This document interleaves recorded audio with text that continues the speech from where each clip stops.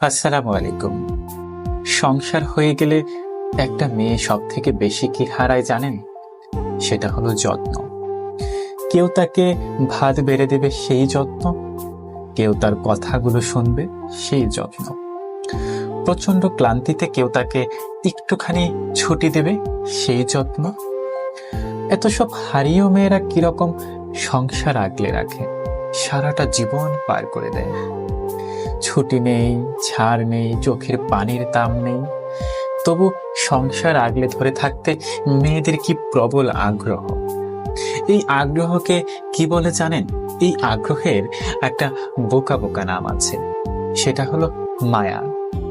নিজেকে নিঃশেষ করে সব আগলে রাখার এই আগ্রহের নাম মায়া। অথচ তার জন্যেই কারোর মায়া হয় না। কেমন অদ্ভুত না ব্যাপারটা! সেই মায়া থেকে হুমায়ুন